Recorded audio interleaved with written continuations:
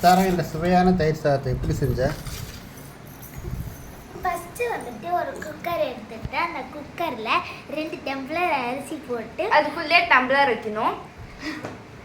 வானதி தப்பாக சொல்கிறேன், இந்த வீடியோ டெலீட் பண்ணிடுங்க. தண்ணி அம்மா தான் ஊற்றுனாங்க. இந்த டேஸ்டான க்ரீமியான கர்ட் ரைஸ் எப்படி செய்கிறது அப்படின்னு பார்த்தீங்கன்னா வாங்க சொல்கிறேன்.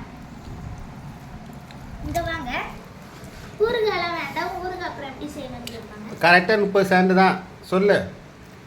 10 செகண்ட் போயிடுச்சு, இல்லை 20 செகண்டில் சொல்லு. ஒரு குக்கர் எடுத்துட்டு அந்த குக்கரில் 2 டம்ளர் அரிசி போட்டு ஒரு கிளாஸ் தண்ணி 4 கிளாஸ் தண்ணி ஊற்றிட்டு குக்கர் விசில் போட்டு வச்சிடணும்.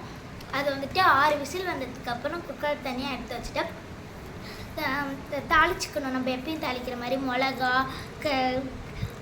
உளுந்து கடுகு அதெல்லாம் போட்டு எண்ணெயில் போட்டு கருவேப்பிலை அதெல்லாம் போட்டு தாளிச்சிட்டு அந்த தாளிச்சதை அப்படியே வந்துட்டு சாப்பாடில் போட்டணும். சாப்பாடு போட்டு அந்த பால் தயிர் 2த்தையும் மிக்ஸ் பண்ணி ஆடையோட பால் போட்டுக்கோங்க, அப்போ தான் நல்லா டேஸ்ட்டாக இருக்கும்.